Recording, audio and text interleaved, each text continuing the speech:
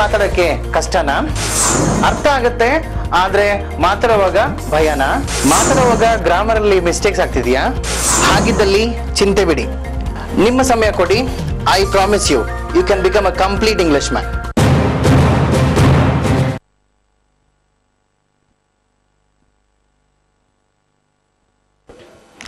ನಮಸ್ಕಾರ ವೀಕ್ಷಕರೇ, ನಿಮ್ಮೆಲ್ಲರಿಗೂ ವೈಡರ್ ಹಾರೈಜಾನ್ಸ್ ನ English and personality become a complete English man live ಕಾರ್ಯಕ್ರಮಕ್ಕೆ ಮತ್ತೊಮ್ಮೆ ಸ್ವಾಗತ.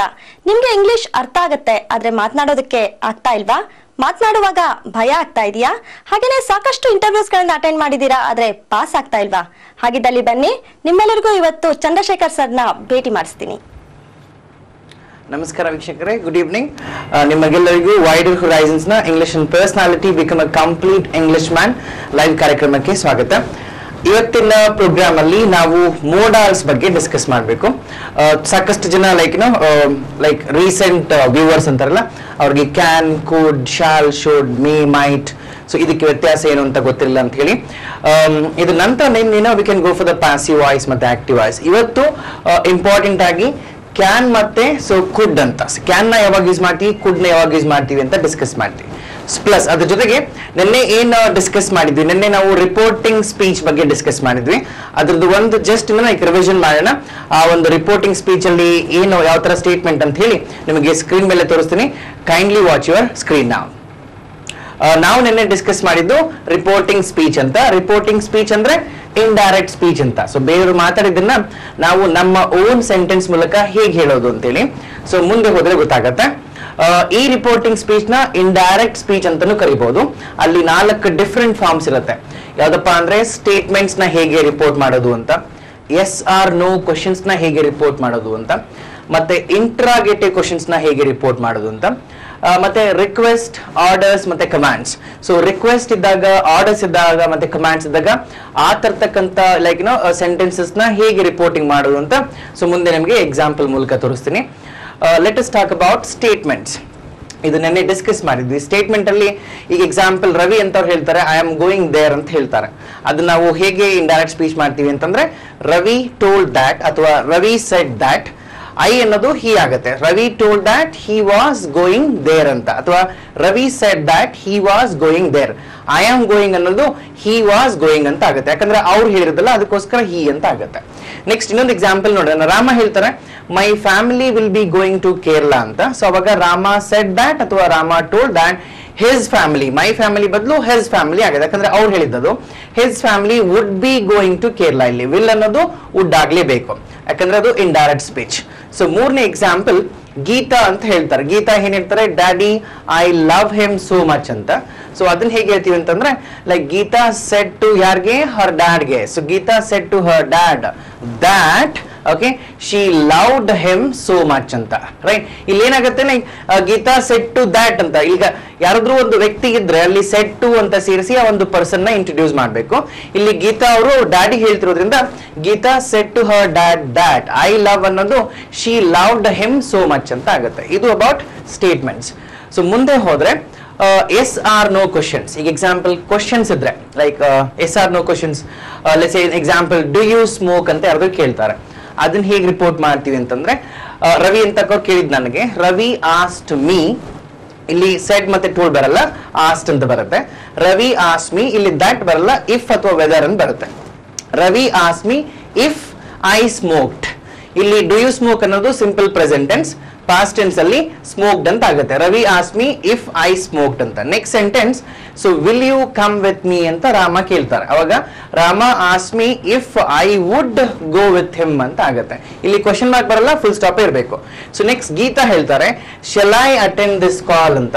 So Geetha asked me if she should attend the call, she should attend that call ಅಂತ. This ಅನ್ನೋದು ದಟ್ ಆಗುತ್ತೆ, ಶಲ್ ಅನ್ನೋದು ಶುಡ್ ಆಗುತ್ತೆ. So this is the yes or no questions. ಮುಂದೆ ಹೋದ್ರೆ ಇಂಟ್ರಾಗೇಟಿವ್ ಕ್ವಶನ್ಸ್. ಇಂಟ್ರಾಗೇಟಿವ್ ಕ್ವಶನ್ ಅಂದ್ರೆ what, where, when, how, whose, whom, how, ಈ ಪ್ರಶ್ನೆಗಳಿದ್ದಾಗ interrogative questions ಅಂತೀವಿ. ಒಂದು ಇಲ್ಲಿ ಎಕ್ಸಾಂಪಲ್ ನೋಡ, ರವಿ ಹೇಳ್ತಾರೆ ವೇರ್ ಆರ್ ಯು ಗೋಯಿಂಗ್ ಅಂತ ಯಾರಾದ್ರೂ ನಿಮ್ ಪ್ರಶ್ನೆ ಕೇಳ್ತಾರೆ, ಅದನ್ನ ಹೇಗೆ ರಿಪೋರ್ಟ್ ಮಾಡ್ತೀರಾ? So he asked me that where I was going ಅಂತ, right. Next, so why did you not come yesterday ಅಂತಿದ್ರೆ Rama asked me that why I had not gone ಅಂತ, ರೈಟ್. ಅಲ್ಲಿ ಕಮ್ ಅನ್ನೋದು ಸೊ ಗಾನ್ ಆಗುತ್ತೆ, right. Next Geetha ಹೇಳ್ತಾರೆ how can I help you ಅಂತ ಹೇಳಿ. So ಅದನ್ನ ಹೇಗೆ ಮಾಡ್ಬೋದು, Geetha asked me that okay how she could help me ಅಂತ, ರೈಟ್. ಕ್ಯಾನ್ ಅನ್ನೋದು ಕುಡ್ ಆಗುತ್ತೆ. ಇದು ಇಂಟ್ರಾಗೇಟಿವ್ ಪ್ರಶ್ನೆ ಇದ್ರೆ ಅದನ್ನ ಹೇಗೆ ರಿಪೋರ್ಟಿಂಗ್ ಮಾಡೋದು ಅಂತ. ಸೊ ಮುಂದೆ ಹೋದ್ರೆ ಲೆಟ್ಸ್ ಟಾಕ್ ಅಬೌಟ್ ರಿಕ್ವೆಸ್ಟ್. ಯಾರಾದ್ರೂ ರಿಕ್ವೆಸ್ಟ್ ಮಾಡ್ತಾರೆ ಪ್ಲೀಸ್ ಕಮ್ ಹಿಯರ್ ಅಂತ, ಅದನ್ನ ಹೇಗೆ ನಾವು ಇಂಟ್ರಾಗೇಟಿವ್ ಮೀನ್ ಇಂಡೈರೆಕ್ಟ್ ಮಾಡ್ತೀವಿ ಅಂದ್ರೆ Ravi asked me to go there ಅಂತ. ಸೊ ಹಿಯರ್ ಅನ್ನೋದು ದೇರ್ ಆಗುತ್ತೆ, ಕಮ್ ಅನ್ನೋದು ಗೋ ಆಗುತ್ತೆ. ನೆಕ್ಸ್ಟ್ ಶ್ಯಾಮ್ ಹೇಳ್ತಾರೆ get me a new shirt dad ಅಂತ. ಯಾರಿಗೆ? ಡ್ಯಾಡ್ಗೆ. Shyam asked dad okay Shyam asked dad him to get a new shirt ಅಂತ, right. Shyam asked dad him to get a new shirt ಅಂತ ಆಗುತ್ತೆ. ನೆಕ್ಸ್ಟ್ ಕಿರಣ್ ಹೇಳ್ತಾರೆ switch off the mobile phone ಅಂತ. Kiran asked me to switch off the mobile phone. Very simple.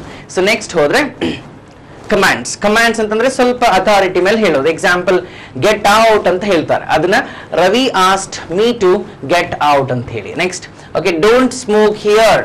So Shyam asked me not to smoke there ಅಂತ. Next stand up on the bench, right. So Kiran asked me to stand up on the bench ಅಂತೇಳಿ. So ಮುಂದೆ ಹೋದ್ರೆ the last one orders. ಯಾರಾದ್ರೂ order ಮಾಡಿದ್ರೆ ಅದನ್ನ ಹೇಗೆ ನಾವು reporting ಮಾಡ್ತೀವಿ ಅಂತ. ಲೆಟ್ಸ್ ಸೇ ಬಾಸ್ ಆರ್ಡರ್ ಮಾಡ್ತಾರೆ ಯು ಮಸ್ಟ್ ಡೂ ದ್ಯಾಟ್ ಅಂತ ಹೇಳಿ, ಅದನ್ನ ನಾವು ರಿಪೋರ್ಟಿಂಗ್ ಮಾಡ್ಬೇಕಂದ್ರೆ so boss ordered me to do that ಅಂತ ಹೇಳಿ. ನೆಕ್ಸ್ಟ್ ಶ್ಯಾಮ್ ಹೇಳ್ತಾರೆ he should listen to me. Shyam asked him to listen to him ಅಂತ ಹೇಳಿ.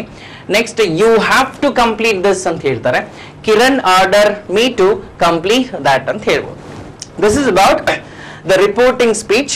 So of statements, yes or no questions, then interrogative questions plus request, orders and like commands anta. So idನ್ನ discuss ಮಾಡಿದ್ವಿ. I hope you are clearly so understood that particular topic. So ಇವತ್ತು ಮೋಡಾಲ್ಸ್ ಬಗ್ಗೆ discuss ಮಾಡೋಣ. Modals ಅಂತಂದ್ರೆ like can, could, shall, should, may, might ಅಂತ ಈ ಪದಗಳನ್ನ ನಾವು ಮೋಡಾಲ್ಸ್ ಅಂತ ಹೇಳ್ತೀವಿ. ಸೊ ಇದ್ರ ಬಗ್ಗೆ ಡಿಸ್ಕಸ್ ಮಾಡೋಣ. ಇದಕ್ಕಿಂತ ಮುಂಚೆ ಕಾಲರ್ ಇದ್ದಾರೆ, ಮಾತಾಡೋಣ. Hello. Hello, sir. Good evening. Good evening, sir. Yeah, so what's your name?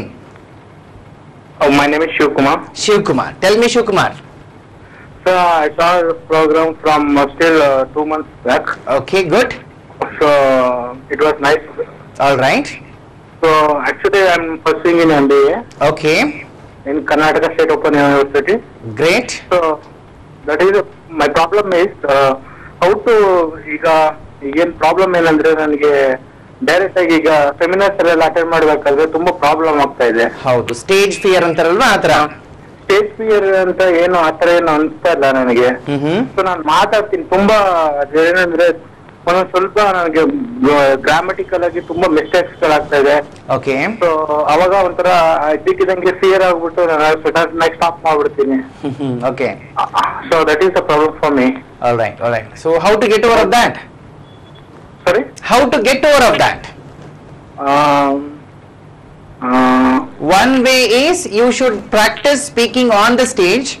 Okay. So in front of many eyes, Okay. where you get that confidence. Okay. Otherwise, what do? You are still a student, right? Yeah. Okay, so since you are still a student, sometimes maybe rarely you would have got a chance to come on the stage and speak. But whenever you get the chance, to grab that opportunity and go and speak. But as you say, there is a starting problem that when you go on the stage, when you give some presentation and all, if you think that you are somewhere stopping, you are somewhere not able to speak, it again requires a lot of practice on the same forum. If you find time, if you want to come and attend some seminar classes, what happens in our classrooms in Wider Horizons, I can help you there, my dear. Okay, sir. Thank you, sir. All right. So where do you stay? Actually, I'm staying in Koramangala. Koramangala. Then Madivalla is quite nearby. Yeah, I know, sir. You're. All right then. So you can come and so join some classes where you will have more people coming into the same batch, where you get now and then the opportunity to come on the stage and speak. Okay, sir. So we can definitely make you fine tuned on those areas. Okay, sir. All right. Okay, sir. Yeah. Thank you so much. Nice talking to you. Thank Good you. night. Right, ವೀಕ್ಷಕರೇ, ತುಂಬಾ ಜನಕ್ಕೆ ಸಾಕಷ್ಟು ಜನಕ್ಕೆ ಹೇಳ್ತಾರೆ, but it is all easy. So ಏನಾಗುತ್ತೆ ಅಂತಂದ್ರೆ like ಅದನ್ನ practice ಮಾಡಿಲ್ಲ ಅಷ್ಟೇ. ಇನ್ನು ಅಂತಂದ್ರೆ ನೀವು ಕ್ಲಾಸಸ್ ಕೇಳಿದೀರಾ, ಇಂಡೈರೆಕ್ಟ್ ಸ್ಪೀಚ್ ಅಂದ್ರೆ ಏನು, ಟೆನ್ಸಸ್ ಅಂದ್ರೆ ಏನು, ಲೈಕ್ ಬಿ ಫಾರ್ಮ್ಸ್ ಅಂದ್ರೆ ಏನು, ವರ್ಬ್ ಅಂದ್ರೆ ಏನು, ಬರೀ ಇದು ತಿಳ್ಕೊಂಡ್ರೆ ಅಷ್ಟೇ ಅಂತಲ್ಲ, ಅದನ್ನ ನಾವು ಪ್ರಾಕ್ಟೀಸ್ ಮಾಡ್ಲೇಬೇಕು. ಅದನ್ನ ಜಸ್ಟ್ ನಾವೇನೋ ಲೈಕ್ ಉಪಯೋಗ ಮಾಡಿ ಬೇರೆಯವ್ರ ಮೇಲೆ ಲೈಕ್ ಉಪಯೋಗ ಮಾಡ್ಬೇಕು, ಮಾತಾಡ್ಬೇಕಾಗತ್ತೆ. ಅದು ಮಾತಾಡಿದಾಗ ನಮ್ಗೆ ಗೊತ್ತಾಗುತ್ತೆ ನಾವೇನಕ್ಕೆ ಮಾತಾಡಕ್ ಆಗ್ತಿಲ್ಲ ಅಂತ ಹೇಳಿ, ರೈಟ್. ನಾನು ಯಾವಾಗ್ಲೂ ಹೇಳಿದ್ದೆ, ಇಂಗ್ಲಿಷ್ ನಮಗೆ ಏನಕ್ಕೆ ಅರ್ಥ ಆಗುತ್ತೆ ಅಂದ್ರೆ ನಾವು ಗೊತ್ತಿದ್ದೋ ಗೊತ್ತಿಲ್ದಿರೋ ಲೈಕ್ ಕಾನ್ಸಂಟ್ರೇಷನ್ ಕೊಟ್ಟು ಅಥವಾ ಕಾನ್ಸಂಟ್ರೇಷನ್ ಕೊಡದಿರೋ ಕೇಳ್ತಾ ಇರೋದ್ರಿಂದ ನಮ್ಗೆ ಆ ಒಂದು ಕೇಳೋ ಸ್ಕಿಲ್ಸ್ ಬಂದಿದೆ. ಬಟ್ ಅದೇ ತರ ಮಾತಾಡ್ಬೇಕು ನಾವು, ತಪ್ಪಾದ್ರೂ ಪರವಾಗಿಲ್ಲ, ಒಪ್ಪಾದ್ರೂ ಪರವಾಗಿಲ್ಲ, we should just keep speaking. So ಸಾಕಷ್ಟು ಲೈಕ್ ಚಾನ್ಸಸ್ ಸಿಕ್ಕೇ ಸಿಗುತ್ತೆ ಮನೆಯಲ್ಲಿ. ಇನ್ ಕೇಸ್ ಮನೆಯಲ್ಲಿ ನೀವು ಹೌಸ್ ವೈಫ್ ಆಗಿದ್ರೆ ನಿಮ್ಮ ಮಕ್ಕಳ ಜೊತೆ ಮಾತಾಡ್ಬೋದು. ಸೊ ಕಾಲೇಜ್ ಹೋಗ್ತಿದ್ರೆ ಲೈಕ್ ಅಲ್ಲಿ ಫ್ರೆಂಡ್ಸ್ ಜೊತೆ ಮಾಡ್ಬೋದು. ಈ ತರ ಮಾತಾಡಿದಾಗೆಲ್ಲ you will improve a lot. Anyways we have the next caller, let us speak. Hello. Hello. Yes. I'm Sarita. Okay. Sir, I have a doubt. All right. Ask me, Sarita. What is the difference between he has got up and he has got up? What is the difference between he have got up? He has. Okay, he and have. You talking about this? No, sir. He has. He has. Oh, yes. Okay. Okay. Yes, sir. He has got up. And? He had got up. Okay, so he has got up and he had got up. Yes, sir. Okay, he has got up is called present perfect tense. Okay. He had got up is called past perfect tense. Okay, sir. The difference is, let's say now it is almost 7 o'clock in the morning. Okay. Your brother, like he's just now got up. Yeah. Okay, your mother will ask you, where is your brother? Okay, that time what do you say? He has got up and he is, like in the washroom now. Okay. Okay, there we use it. Now, he had got up. E sentence now we can't use it alone. Okay. Right, we should use one more past tense along with this. Okay. Okay. Like how, sir? Before I went to scold him. Okay. It is again yesterday. Let's say ನಿಮ್ಮ like brother ತುಂಬಾ late ಆಗಿ ಎದ್ದೇಳ್ತೀರಂತ, ಅವಾಗ ನಿಮ್ಮ mummy ಏನ್ ಮಾಡ್ತಾರೆ, ಇನ್ನೂ ಎದ್ದಿಲ್ಲ ಅಂತ ಹೇಳ್ಬಿಟ್ಟು ಹೋಗಿ ಲೈಕ್ ಒಂದು ಅವ್ರ ಬೆಡ್ರೂಮ್ ಹೋಗಿ ಇನ್ನೇನ್ ಬೈಬೇಕು ಅನ್ನೋಷ್ಟರಲ್ಲಿ ಅವ್ರ ಒಳಗಡೆ ಹೋಗೋಷ್ಟರಲ್ಲಿ ಅವ್ರು ಎದ್ದು ಲೈಕ್ ಆಲ್ರೆಡಿ ರೆಡಿ ಆಗ್ಬಿಟ್ಟಿರ್ತಾರೆ. Okay. ಓಕೆ, ಅವಾಗ ಏನ್ ಹೇಳ್ತಾರೆ ಅಂತಂದ್ರೆ, before I went to scold him, He had got up. ಹಾ ಎದ್ಬಿಟ್ಟಿದ್ದ ಅಂತ. Thank you so much, sir. Saitra. Sir, I wanted to ask you a favor. All right, please go ahead. Sir, could you please repeat the sessions on Saturday and Sunday like other channels do?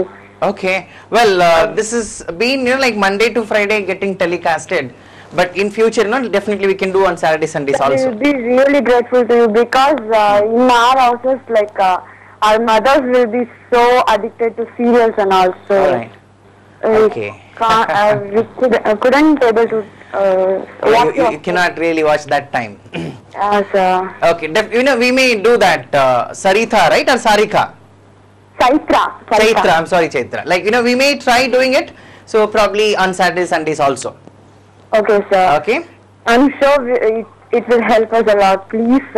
Definitely we'll consider those requests. Okay, sir. Right, and how about modals? Like today I'm talking about modals. Okay. I would like to ask you a question. Yes, Okay, sir. let's say, have you ever used the word called can, Chaitra? Yes, sir. Yeah, so give me an example for can. Can I lend your pen? Okay, can I lend your pen? No, absolutely nice. So whom do you ask this question? To my friend. Absolutely right. This is, can is called modal. When you are requesting it, it has to be requested only to the friends or who are of the same age.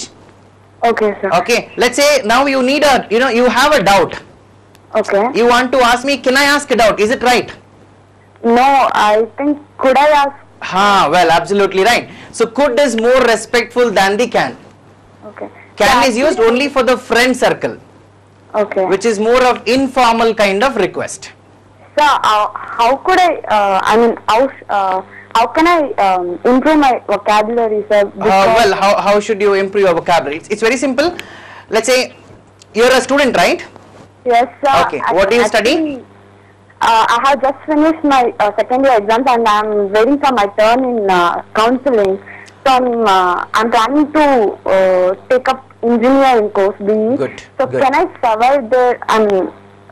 With so much less knowledge of English. Right, no issues. Like what you are supposed to do for improving your vocabulary, The first step is, which is your mother tongue, by the way, Chaitra?